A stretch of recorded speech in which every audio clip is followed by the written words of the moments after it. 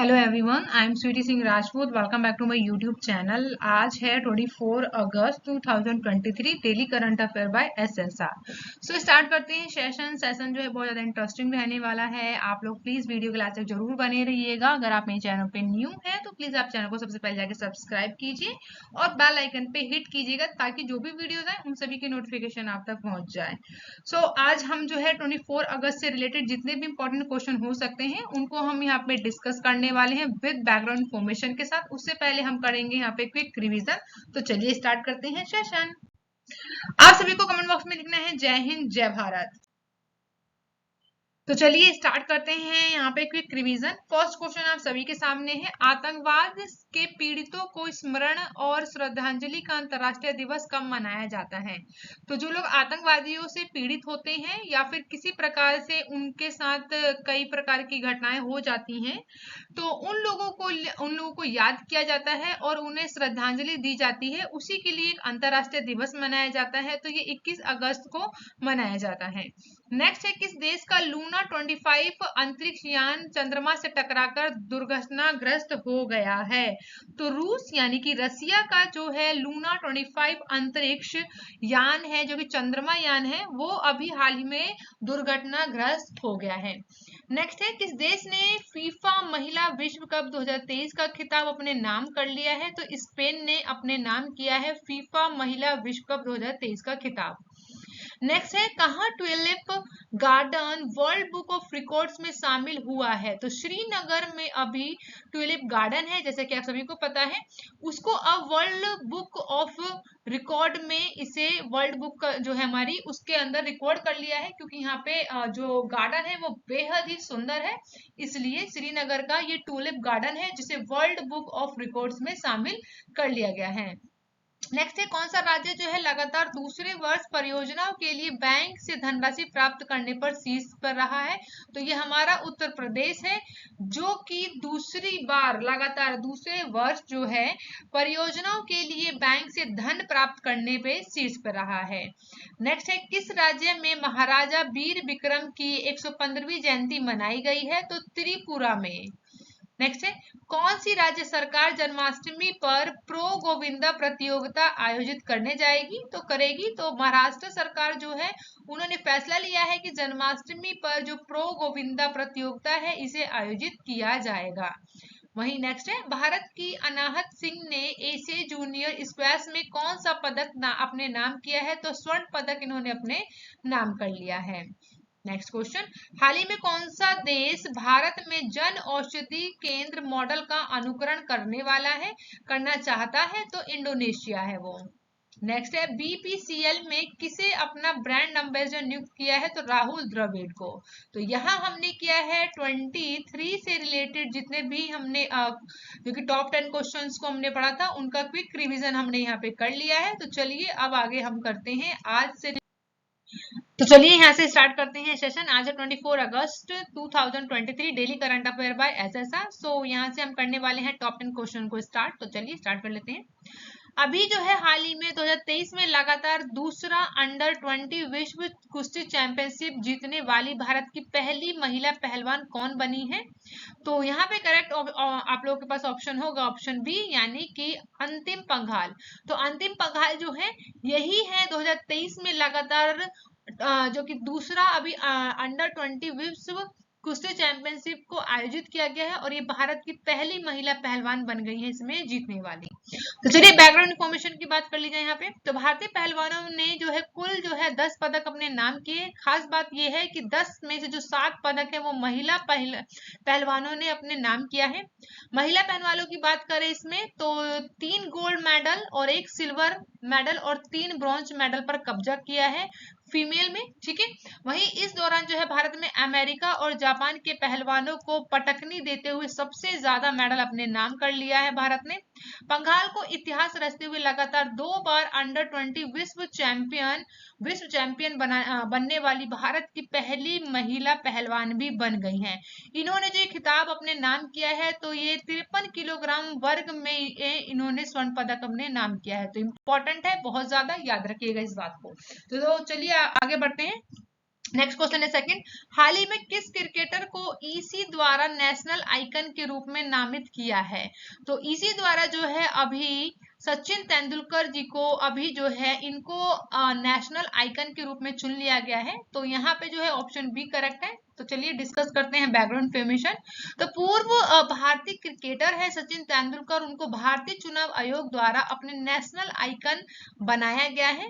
वहीं दिल्ली में जो है तेंदुलकर और चुनाव पैनल के बीच जो है एक समझौता ज्ञापन पर हस्ताक्षर कर लिया गया है कि वे जो है 3 साल के लिए इस समझौते से बन गए हैं। वही 3 साल के समझौते के तहत तेंदुलकर जी की बात करें तो मतदाताओं को जागरूकता फैलाने का काम करेंगे। इसीलिए सचिन तेंदुलकर को भारतीय चुनाव आयोग द्वारा नेशनल आइकन बनाया गया है। और इससे पहले कौन थे? तो पंकज त्रिपाठी थे, तो उनका नाम भी याद रखिएगा।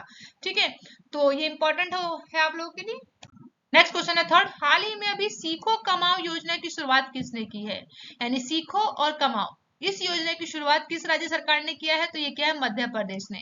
तो ऑप्शन ए यहाँ पे करेक्ट है। तो मध्य प्रदेश की सरकार है जो कि जिन्हें हम मामा बोलते हैं। ठीक है, तो शिवराज सिंह चौहान ने अभी जो है सीखो कमाओ योजना की यहाँ पे शुरुआत की है। तो चलिए समझते हैं। मध्य प्रदेश सरकार की मुख्यमंत्री सीखो कमाओ योजना मध्य प्रदेश के सीएम शिवराज सिंह चौहान ने इस स्कीम को कुछ समय पहले ही लॉन्च किया है। अभी ये योजना जो है युवाओं को सक्षम बनाने के उद्देश्य से शुरू की गई है ताकि मध्य प्रदेश में बेरोजगारी दर को कम किया जा सके। साथ ही साथ इसे 13 अगस्त को इस योजना की शुरुआत की जाएगी जो कि हो चुकी है। वहीं 1 अगस्त से इसकी शुरुआत किया जाना था। और ये जो योजना है ये ये जो योजना है लर्न एंड अर्न पर बेस्ड है, यानी कि आप सीखो और कमाओ। तो मुख्यमंत्री सीखो कमाओ योजना किस राज्य संबंधित है? मध्य प्रदेश से संबंधित है। नेक्स्ट फोर्थ क्वेश्चन है, हाल ही में अभी टाटा प्रोजेक्ट के कार्यकारी उपाध्यक्ष के पद से इस्तीफा दिया है। तो किसने दिया है? तो ऑप्शन ए सही है यहाँ पे, संदीप नवलखे। तो संदीप नवलखे जिन्हें आप देख रहे हैं यहाँ पे, इन्होंने ही अभी टाटा प्रोजेक्ट के कार्यकारी उपाध्यक्ष थे, इन्होंने इस्तीफा दे दिया है। ठीक है, नेक्स्ट क्वेश्चन है फिफ्थ, हाल ही में किसे CSR times life time achievement award से सम्मानित किया है? तो अभी हाल ही में CSR times life time achievement award से सम्मानित किया गया है। इनका नाम है शालू जिंदल। तो ऑप्शन बी यहाँ पे सही है। तो शालू जिंदल की बात करें तो इन्होंने ही CSR times life time achievement award अपने नाम किया है। क्यों किया है, चलो ये समझते हैं। तो शालू जिंदल ने जो है देश भर में लाखों लोगों के जीवन को बेहतर बनाने के लिए लगातार अटूट और प्रतिबद्धता प्रदर्शित किया है। इन्होंने गुणवत्ता शिक्षा दी है, वहीं स्वास्थ्य देखभाल और समाज के वंचित वर्गों को सशक्त करने में तेजी से उनके ऊपर काम किया है। साथ ही साथ इन्होंने कई लोगों के साथ आशा और प्रेरणा की किरण बनाकर काम किया है। तो इसीलिए शालू जिंदल को जो है अभी CSR life time achievement award दिया गया है मतलब। नेक्स्ट है सिक्स क्वेश्चन, हाल ही में नौसैनिक अभ्यास मालाबार जिसका नाम है, इसका अभी 27वां संस्करण है, वो कहाँ हुआ है? तो कहाँ संपन्न हुआ है? तो ऑप्शन ए यहाँ पे करेक्ट है, ऑस्ट्रेलिया में। तो ऑस्ट्रेलिया में जो है अभी नौसैनिक अभ्यास हुआ है जो कि नेवल एक्सरसाइज मालाबार है, उसका 29वां संस्करण है और ऑस्ट्रेलिया ने इसे संपन्न कराया है। तो अभ्यास मालाबार का अभी 27वां संस्करण जो है 21 अगस्त 2023 को जो है आयोजित किया गया। ऑस्ट्रेलिया के पूर्वी तट पर संपन्न भी हो चुका है अब। ठीक है, जो कि इस अभ्यास में भारतीय नौसेना, रॉयल ऑस्ट्रेलियाई नौसेना, जापान समुद्री आत्मरक्षा बल, वहीं अमेरिका नौसेना के नौसैनिक बल शामिल थे। इसमें 2 चरणों में आयोजित इस अभ्यास में जटिल वायु, सतह और समुद्र के नीचे अभ्यास, हथियार फायरिंग और क्रॉस बेल हेलीकॉप्टर संचालित किए गए। तो इंपॉर्टेंट फैक्ट है, इन सभी चीजों को याद रखना है। नेक्स्ट क्वेश्चन है सेवंथ, हाल ही में बायकॉम 18 डिजिटल बिजनेस के नए सीईओ कौन बने हैं? तो अभी हाल ही में जो है किरण मणि को, ऑप्शन सी सही है यहाँ पे। तो किरण मणि जिन्हें आप देख रहे हैं, इन्हीं को ही अभी बायकॉम 18 डिजिटल के बिजनेस के नए सीईओ चुन लिए गए हैं। तो किरण मणि को आप याद रखेंगे। तो अभी जो है वाईकॉम 18 जो है गूगल ने एक अनुभवी कार्यकारी किरण मणि को एक नए सीईओ के रूप में स्वागत कर लिया है, उन्हें अपना नया सीईओ चुना है।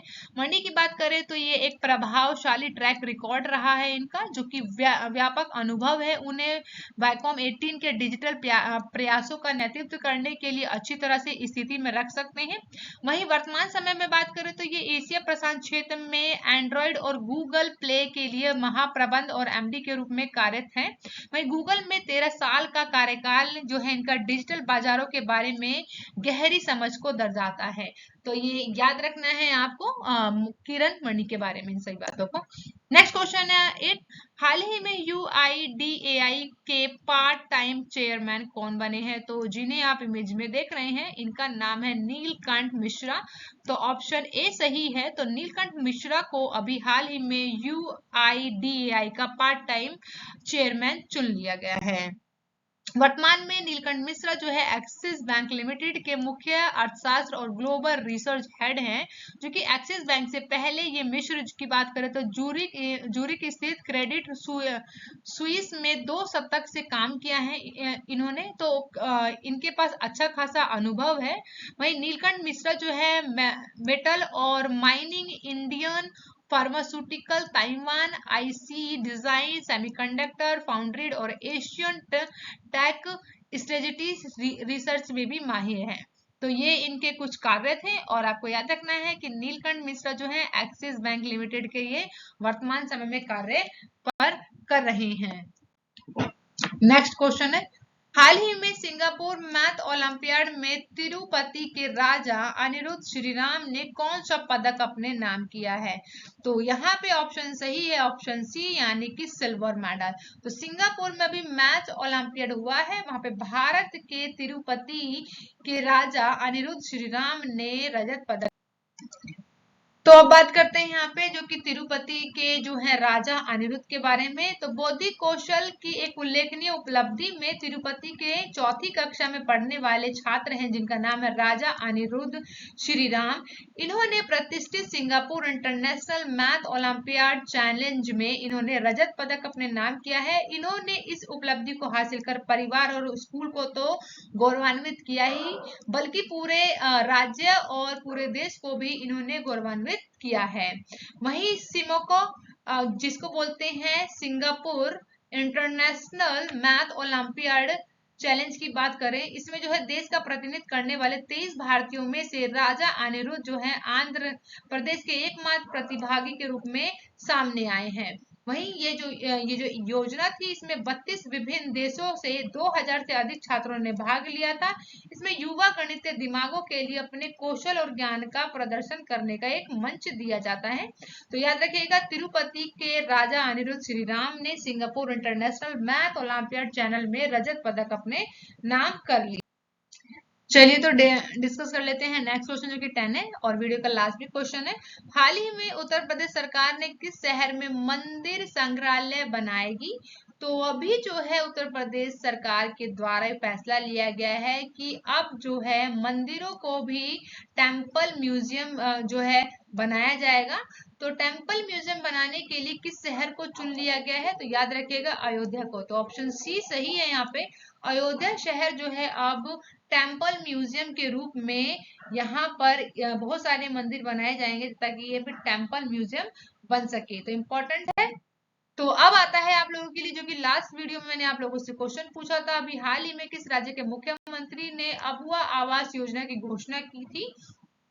तो झारखंड के हैं, ऑप्शन ए यहाँ पे करेक्ट है। तो याद रखिएगा इस क्वेश्चन के बारे में और चलते हैं नेक्स्ट क्वेश्चन। हाल ही में किस देश ने फीफा महिला विश्व कप 2023 का खिताब अपने नाम किया है? तो ऑप्शन आप सभी के सामने 4 है और आपको कमेंट बॉक्स में आंसर करना है। तो याद रखिएगा, जल्दी से कमेंट बॉक्स में बताइए इस क्वेश्चन का correct answer. And thank you for watching guys. मिलते हैं नेक्स्ट वीडियो में। आप अपना बहुत ज्यादा ध्यान रखिए और मेरी वीडियो को फॉलो कीजिए और शेयर कीजिए और सब्सक्राइब कीजिए। Bye bye guys and take care.